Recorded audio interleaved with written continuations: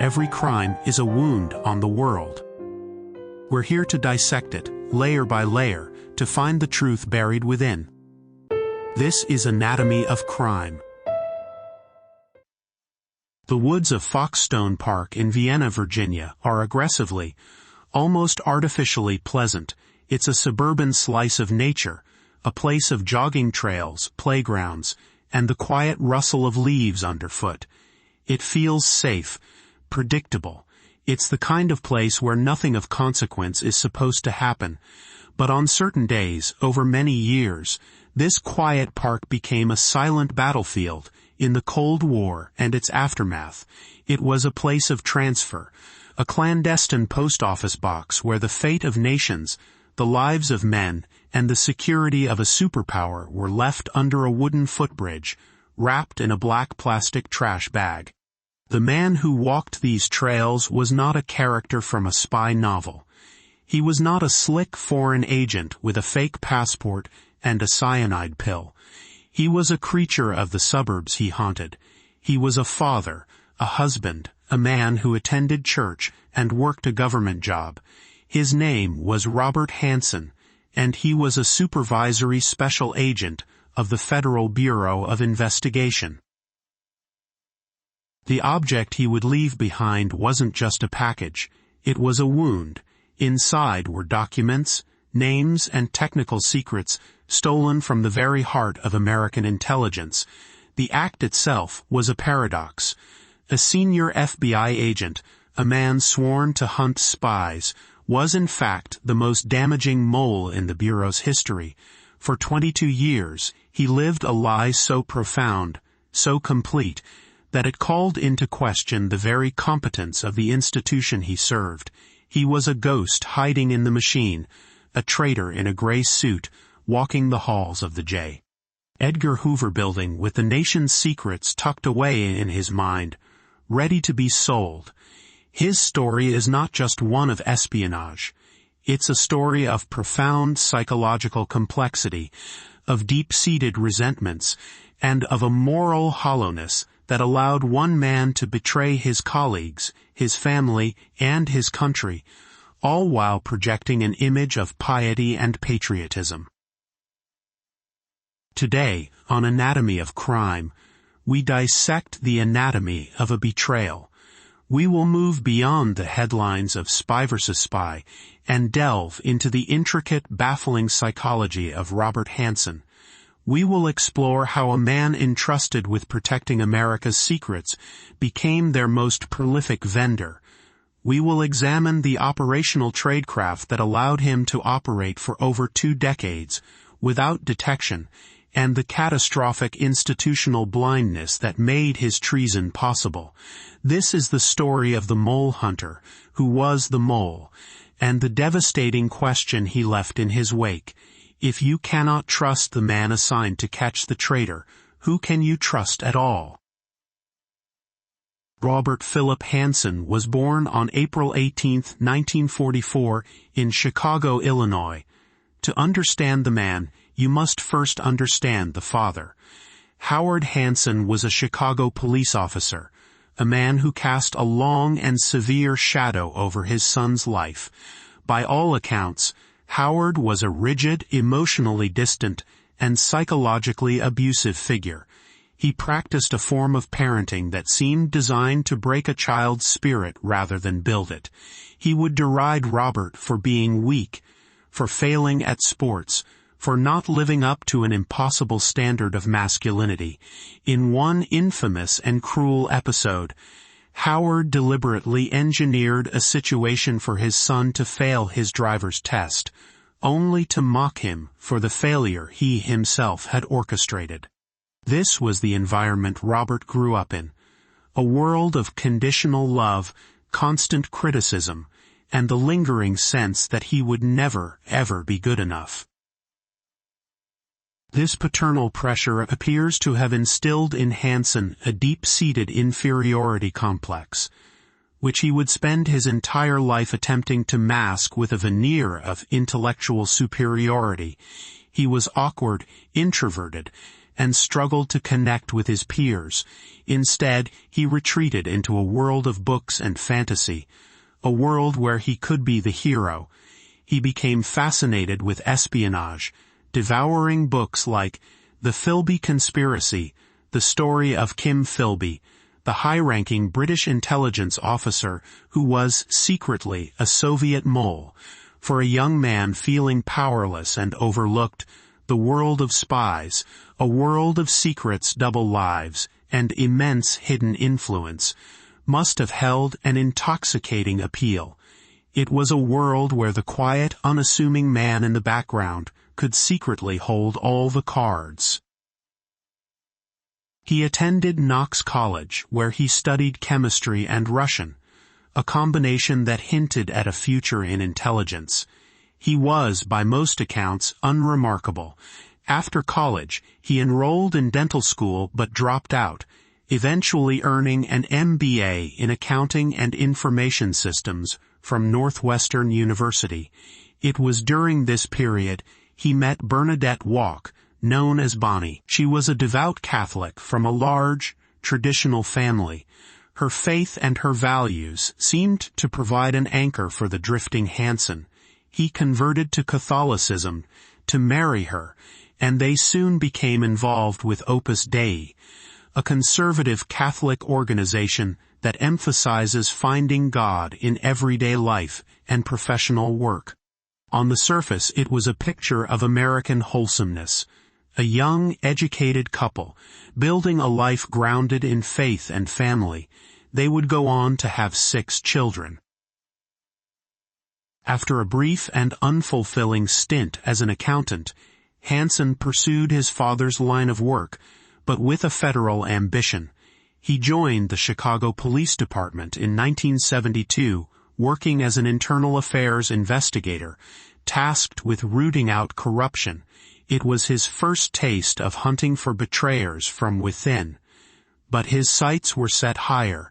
In January 1976, Robert Hanssen achieved a lifelong goal. He became a special agent for the Federal Bureau of Investigation. He had finally made it. He was inside the temple of American law enforcement, a member of the elite organization tasked with defending the nation. Yet, for a man like Hanssen, defined by his own perceived inadequacies, arrival was not satisfaction. It was simply a new, larger arena in which to feel overlooked and underappreciated. Within the FBI, he found a culture that prized street smarts and charisma, traits he sorely lacked. He was seen as bookish, socially clumsy, and arrogant. His colleagues found him cold and difficult to work with. He was the quintessential back-office analyst in an organization that lionized the door-kicking field agent.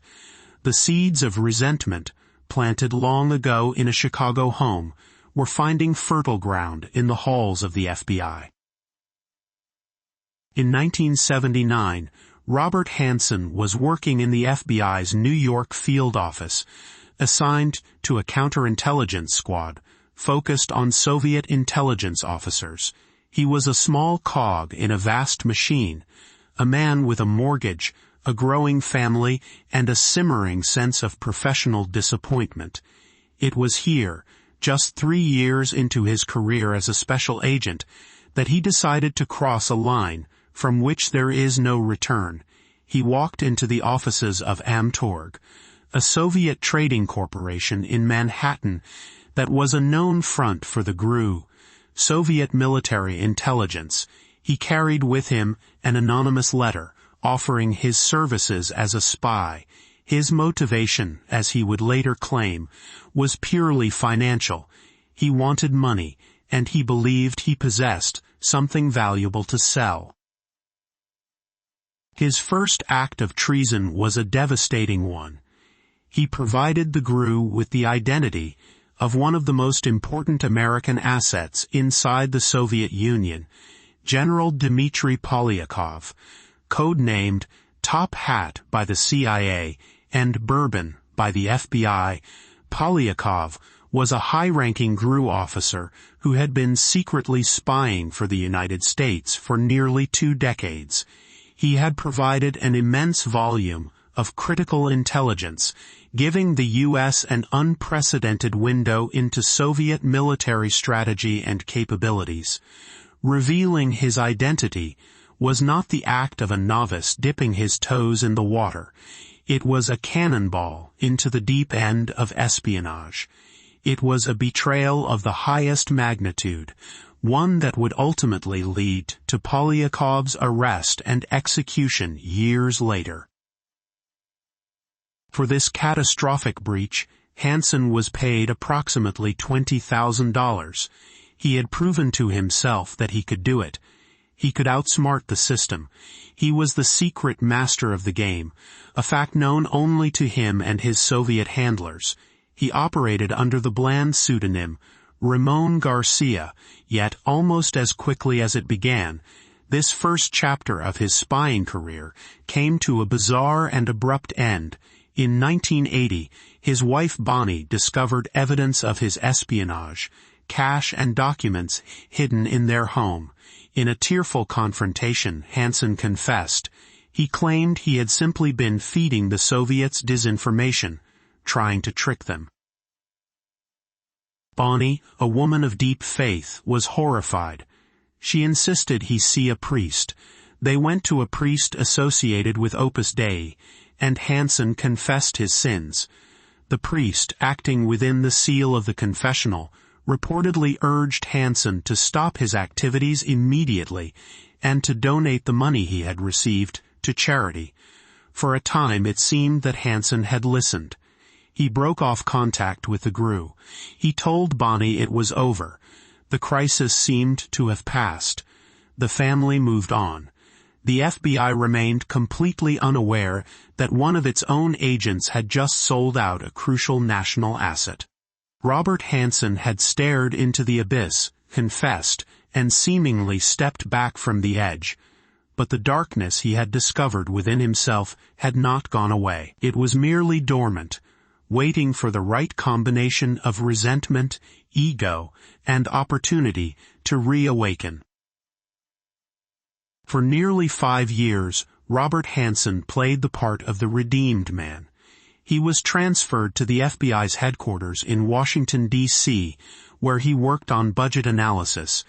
It was a bureaucratic backwater, far from the excitement of counterintelligence operations. He and Bonnie continued to raise their family, remaining active in their church and Opus Dei. The secret of his 1979 betrayal was locked away, a shared trauma between him, his wife, and a priest. To the outside world, and even to his colleagues at the FBI, he was simply Robert Hanssen, a competent, if socially awkward agent doing a desk job, a family man, a man of faith. But beneath the surface, the old resentments festered. He felt his career was stalling. He watched as other agents, men he considered his intellectual inferiors, received promotions and prestigious assignments. His ego, the same ego that drove him to prove he was smarter than everyone else by becoming a spy, was being starved. The financial pressures of a large family on a government salary also remained a constant stressor. The reasons he had betrayed his country the first time had not disappeared. They had only intensified. In 1985, the temptation became too great. The year itself was significant. It would later be dubbed the Year of the Spy in intelligence circles, a period marked by an unprecedented number of high-profile espionage cases, including that of CIA officer Aldrich Ames, who also began his career as a Soviet mole that same year. This time, Hanssen did not approach the GRU. He wrote an anonymous letter to the KGB, the Soviet Union's premier intelligence agency, and a rival of the GRU. In this letter, he offered his services, and as proof of his value, he included a bombshell: the names of 3 KGB officers who were secretly working for the FBI. They were Valery Martinov, Sergei Motorin, and Boris Yuzin. Martinov and Motorin were both stationed at the Soviet Embassy in Washington, D.C. Yuzin was working in San Francisco. Hanssen had access to their files. He knew their code names, their roles, and the information they were providing. By giving them up, he was signing their death warrants. The KGB was initially cautious, suspecting a trap, but the information Hanssen provided was too specific, too accurate to be a dangle. They accepted his offer. Martinov and Motorin were recalled to Moscow under false pretenses, where they were arrested, tried for treason, and executed with a single gunshot to the back of the head. Boris Yuzin was also arrested and sentenced to 15 years in a labor camp. With this single act, Hanssen had not only reinitiated his career as a spy, but had done so with a ruthless finality. He had crossed a moral event horizon, knowingly sending men to their deaths for money and for the satisfaction of his own ego. This second phase of Hanssen's espionage was far more prolonged, systematic, and damaging than the first. He established a sophisticated and disciplined system of communication with his KGB handlers. He would never meet them face to face. All communication was impersonal, conducted through written messages, and a series of dead drops at locations scattered around the suburban landscape of Northern Virginia. He used signals to indicate that a drop was ready, a piece of adhesive tape placed on a signpost in a local park.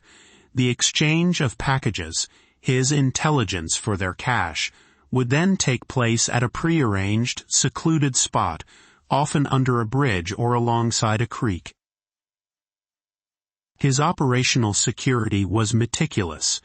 He used his deep knowledge of FBI counterintelligence techniques to evade detection. He knew how the Bureau conducted surveillance. He knew their methods for tracking suspects. And he used this insider knowledge to craft a spycraft routine that was virtually undetectable. He never told his handlers his real name. To them, he was still Ramon Garcia, and later simply B. He provided them with no personal details that could be traced back to him. He was a phantom, a ghost in their system, but a ghost who delivered a steady stream of priceless intelligence. And the institution he was betraying was about to give him the keys to the kingdom. In the late 1980s, the FBI and CIA were in a state of quiet panic. Their network of human assets within the Soviet Union was being systematically dismantled. Agents were disappearing. Operations were being compromised with alarming frequency. It was clear that a mole, a highly placed traitor with access to the most sensitive counterintelligence information, was operating somewhere within the U.S. intelligence community. The hunt was on for this phantom, a search that would consume immense resources and ruin careers. And in one of the most staggering ironies in the history of espionage, the FBI assigned a new supervisor to its Soviet analytical unit, a unit tasked with studying KGB operations and helping to identify the source of the devastating leaks. That supervisor was Robert Hanssen. The mole was now in charge of the mole hunt. From this new position, Hanssen had a perfect vantage point. He had access to virtually everything the FBI knew about its own compromised operations. He could see what cases were being investigated, who was suspected, and what techniques were being used to try and find him. It was the ultimate fox in the henhouse scenario. He could monitor the investigation into his own treason, subtly guiding it away from himself and towards dead ends. If the Bureau got too close, he would know. He could see their hand before they played their cards. His value to the KGB skyrocketed. He was no longer just providing names or documents. He was providing a real-time report on the state of American counterintelligence. One of the most significant secrets he compromised during this period was the existence of a highly classified and incredibly expensive project. A tunnel the FBI had dug beneath the new Soviet embassy compound in Washington, D.C. The tunnel was designed to be a sophisticated eavesdropping platform, allowing the U.S. to listen in on the embassy's most secret communications. The project had cost hundreds of millions of dollars and involved years of secret construction. Hanssen simply wrote a note to the KGB and told them about it. He advised them not to complain or act surprised, but to use the tunnel to feed disinformation back to the FBI. The entire massive investment was rendered useless, transformed from a U.S. asset into a Soviet one, because of a single man. As the years went on, the list of compromised secrets grew. He revealed details of U.S. satellite technology, nuclear war planning, and dozens of other counterintelligence operations. In total, he would hand over more than 6,000 pages of classified material. For his services, the Soviets and their Russian successors, the SVR, would pay him over $1.4 million in cash and diamonds over the course of his career. But it was never just about the money. The money was a means of keeping score, a tangible measure of his own secret worth. The real driving force was his ego. Each successful dead drop, each payment received, was a validation. It was proof that he, the overlooked and underappreciated Robert Hanssen, was smarter than all of his colleagues at the FBI combined. He was successfully leading a double life of incredible consequence, and no one had a clue. While he was methodically betraying his country, he maintained his outward persona with chilling consistency. He was still the devout member of Opus Dei, the father who took his children to Mass, the quiet agent who kept to himself at the office. He was known for his staunchly conservative anti-communist rhetoric. He would lecture younger agents on morality and duty.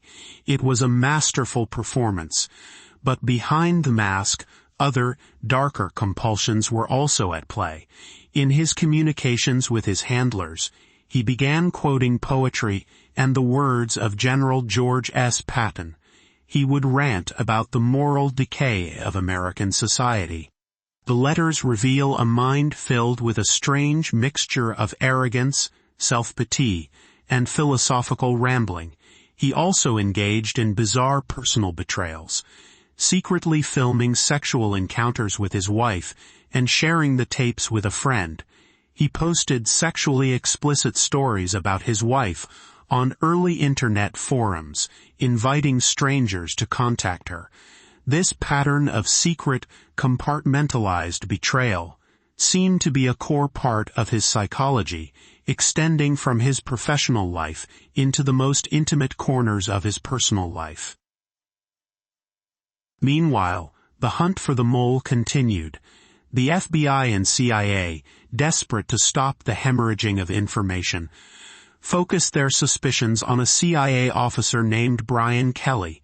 Kelly fit a certain profile, and a series of coincidences and misinterpreted pieces of evidence pointed in his direction. For years, Kelly was the subject of intense surveillance. His career was destroyed, his reputation shattered, his life turned upside down. He was innocent, but the FBI's investigation, blinded by tunnel vision, could not see past him, and all the while, the real mole, Robert Hanssen, would walk past Kelly's office at CIA headquarters, where he was temporarily assigned, perhaps even nodding a quiet hello to the man whose life he was helping to ruin, a silent observer to a witch hunt of his own creation. The damage he caused was not just in secrets lost or agents executed. It was in the corrosive suspicion and paranoia he sowed within the very institutions he was supposed to be protecting. By the late 1990s, the American intelligence community had been bleeding secrets for the better part of 2 decades. The arrest of CIA mole Aldrich Ames in 1994 had explained many of the losses from the mid-1980s, but it didn't explain all of them. After Ames was in custody, certain highly classified operations continued to be compromised. It became terrifyingly clear that Ames was not the only one. There was another mole, a ghost who was still active. The FBI, still reeling from the embarrassment of the Ames case and the long, fruitless investigation into Brian Kelly, knew they had a catastrophic problem. They had to find this second man. A small, highly secret team of investigators was formed, a joint effort between the FBI and the CIA. They gave their unknown quarry the code name Gray Suit. They began a painstaking bottom-up review of every compromised case, every lost agent, every failed operation. Looking for a common thread, they analyzed timelines, looking for who had access to specific information at the precise moment it was compromised. It was like searching for a single grain of sand on a vast beach. The suspect pool was enormous. Thousands of individuals had access to at least some of a given secret at some point in time. The investigation seemed hopeless. The breakthrough came not from a brilliant piece of deductive reasoning or a lucky break in surveillance, but from a calculated gamble. The United States decided to go shopping. They put out the word through intelligence channels that they were willing to pay a massive sum of money for the complete, authentic KGB file on the American mole. In late 2000, a former KGB officer, now working for a Russian intelligence agency, saw an opportunity for a payment that has been reported to be as high as $7 million. He agreed to sell the entire case file on the spy known as B and Ramon Garcia. When the file arrived in the United States, it was an intelligence goldmine. It was the mole's entire career in a box. It contained copies of his letters, operational notes from his handlers, and details of his payments. Critically, the file also contained an audio recording. During one of his communications, Hanssen had spoken a few words, and the KGB had recorded his voice. The file also mentioned a quote from General George S. Patton, a quote the mole had used in one of his letters. The investigative team, led by FBI agent Mike Rochford, now had the raw material they needed. The file didn't contain the mole's name. Hanssen had been too careful for that. But it was filled with clues. The team began a meticulous process of cross-referencing the information in the file with the FBI's own personnel records. They ran a voice analysis on the audio tape, comparing it against recordings of agents who had access to the compromised information. The voice match was not definitive, but it pointed towards a small group of individuals. They also searched for the Patton quote. An FBI analyst ran a search of the Bureau's internal computer systems and found a document where an agent had used that exact same quote. The agent who wrote that document was Robert Hanssen. Suddenly, the disparate pieces began to click into place. They examined the timeline of Hanssen's career. He had been in New York when the first contact was made. He had been in Washington with access to the files on Martinov and Motorin when they were betrayed. He had been in the unit responsible for analyzing the tunnel under the Soviet embassy when it was compromised. The pattern was undeniable. The mole hunter, the man who had sat in on the meetings to find the mole, was their prime suspect. But suspicion was not enough. They needed irrefutable proof. They needed to catch him in the act. To do this, the FBI devised an elaborate and delicate internal sting operation. They couldn't simply confront Hanssen or place him under overt surveillance. He was an expert in counterintelligence and would spot it immediately. They needed to get someone on the inside, close to him, to watch his every move without his knowledge.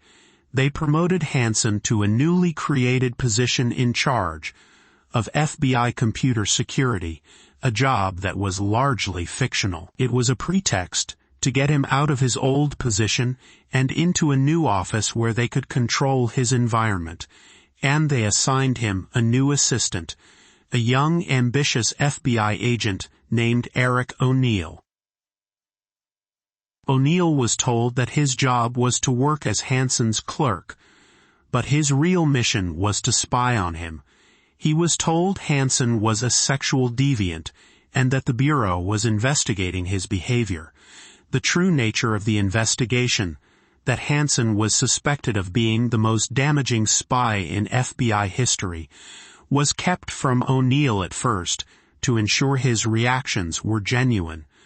O'Neill's task was to observe Hanssen, to report on his activities, and, most importantly, to secretly download the contents of Hanssen's Palm Pilot, a personal digital assistant where the FBI believed he might be storing operational details. Working with Hanssen was a psychological ordeal for O'Neill. He found Hanssen to be a difficult, overbearing, and sanctimonious boss. Hanssen would lecture him on Catholicism and morality one minute, then make crude and inappropriate comments the next. The pressure on O'Neill was immense. He had to gain the trust of a man who trusted no one, all while secretly gathering evidence against him. In one of the most tense moments of the operation, O'Neill managed to get his hands on Hanssen's Palm Pilot for just a few minutes while Hanssen was at the shooting range. He sprinted to a nearby FBI technical team, who frantically copied its data before O'Neill could race back and return it to Hanssen's briefcase without him noticing. The data on the Palm Pilot contained the final, damning evidence. It held encrypted information that, when deciphered, revealed dates and locations for upcoming dead drops. The FBI now knew Hanssen's entire routine. They knew he was preparing to make another exchange. The net, which had been slowly closing for months, was now ready to be pulled tight. All they had to do was wait for him to make his move. The stage was set for the final act in the long and destructive career of Robert Hanssen. February 18, 2001 was a cold, overcast Sunday in Northern Virginia. For Robert Hanssen, it was a day like any other Sunday. He went to church with his family. He spent the afternoon with them. But as evening approached, he had another secret errand to run. He told his family he was going to the store. Instead, he drove to Foxstone Park, the quiet suburban park that had served as his clandestine post office for years. He had a package with him, filled with a new batch of classified documents destined for his Russian handlers. In return, he expected to pick up a payment of $50,000 that was to be left for him at the same location. But this time, he was not alone. The park was crawling with FBI agents. They were hidden in the woods in unmarked vans and in observation posts. A helicopter with thermal imaging equipment circled silently overhead. For weeks, they had been tracking his every move, listening to his calls, reading his emails. The entire operation, codenamed Gray Suit, was culminating in this single moment. The agents on the ground were tense. They knew Hanssen was a trained FBI agent, that he was armed, and that he was an expert in surveillance and counter-surveillance. They had to get this right. Hanssen parked his car and walked into the park, following a familiar trail. He was carrying the trash bag containing the classified documents. He proceeded to his usual dead drop site, the underside of a small wooden footbridge that crossed a creek. He placed a piece of white chalk on a post to signal that he had made the drop, then taped the package of secrets to the bridge's support structure. He turned and began to walk back towards his car, completely unaware that dozens of eyes were on him. As he reached the edge of the woods, the trap was sprung. A team of armed FBI agents emerged from the trees, their weapons drawn. "FBI, freeze!" they shouted. Hanssen, a man who had lived a life of secrets and outsmarted his colleagues for more than 2 decades, was utterly and completely surprised. He didn't run. He didn't fight. According to the agents on the scene, he simply dropped to his knees and said with a tone of resignation, "What took you so long?" The arrest was the culmination of one of the most intensive and important investigations in FBI history. Hanssen was taken into custody and transported to a secure facility. The game was over. The double life had come to an end. In his car, agents found a list of the documents he had just dropped off and a weapon. The evidence was overwhelming.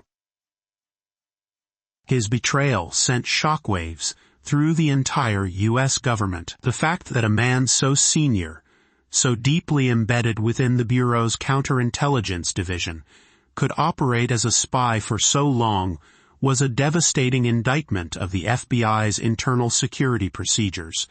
It exposed gaping holes in their ability to police their own. How could a man with access to such sensitive information not have been subjected to more rigorous and regular background checks, including polygraph examinations? How could the warning signs, his constant requests for access to files outside his purview, his secretive behavior, have been missed for so long? The case forced a painful and necessary period of introspection within the intelligence community, leading to significant reforms in how the FBI managed internal security and screened its employees.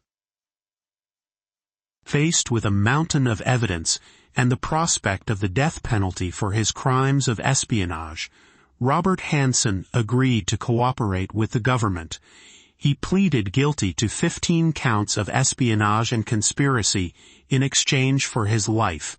The deal required him to submit to a lifetime of debriefings, to tell the government everything he had done, every secret he had sold, every method he had used.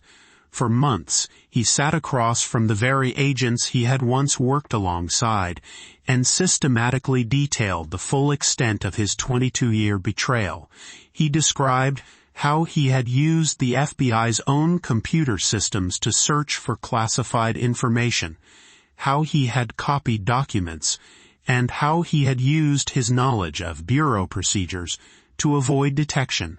His motivations remained a murky mix of greed, resentment, and a profound narcissistic need to prove his own superiority. He never expressed genuine remorse for the lives he had destroyed or the damage he had caused. His primary emotion seemed to be pride in his own cleverness. The human cost of his actions was immense. At least 3 U.S. intelligence assets were executed as a direct result of his betrayal.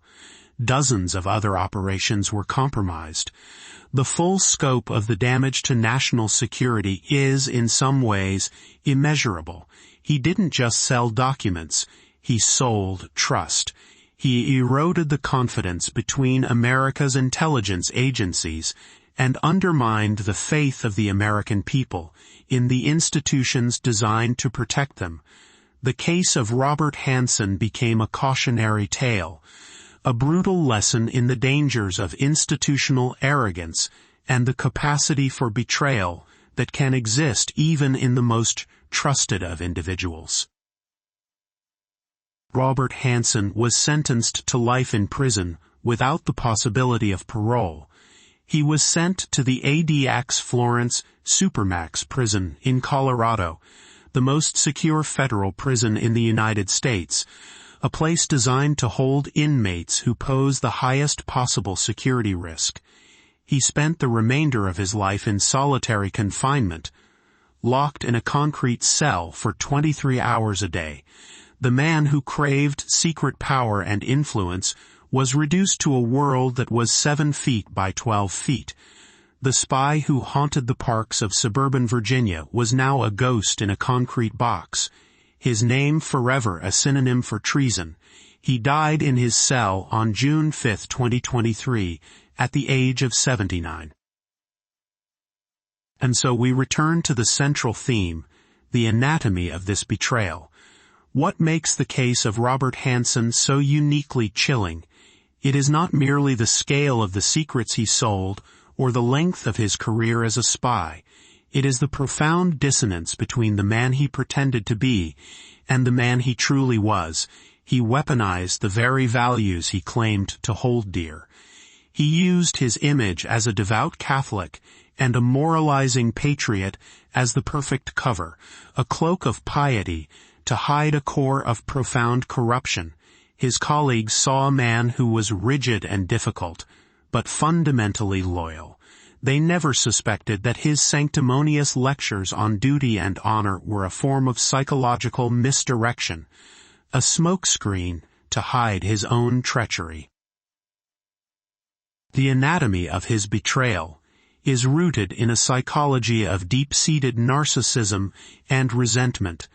Hanssen saw himself as a brilliant mind, trapped in a world of mediocrity. He believed he was intellectually superior to his colleagues, his bosses, and the entire institution of the FBI. Espionage was his way of proving it.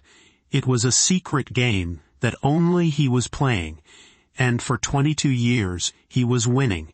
Each successful exchange of secrets for cash was not just a financial transaction. It was an act of intellectual vengeance against a system he felt had failed to recognize his genius.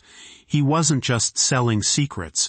He was selling out a world he disdained, all while enjoying its protections and privileges. Ultimately, the failure was not just Hanssen's. It was an institutional failure. The FBI of that era had a culture that was ill-equipped to imagine a threat of this nature from within its own senior ranks. It was a culture that trusted its own, sometimes blindly. It lacked the rigorous internal security mechanisms, the polygraphs, the financial audits that could have exposed Hanssen years earlier. He exploited that trust, that institutional blindness, with ruthless efficiency. He understood the system's weaknesses because he was a product of that very system. Robert Hanssen's story serves as a permanent, grim reminder. It teaches us that the most catastrophic threats do not always come from a declared enemy across the sea, but can gestate quietly in the heart of our most trusted institutions. It demonstrates that a life of service and a life of treason can be lived simultaneously by the same person, in the same office, day after day. The gray suit he wore was not just a uniform, it was a camouflage, perfectly blending him into the background of a world he was determined to burn down from the inside. His legacy is one of ruin and a chilling final truth. The most perfect hiding place for a traitor is the one place you would never think to look. This has been Anatomy of Crime, where the truth is never simple, but always worth seeking.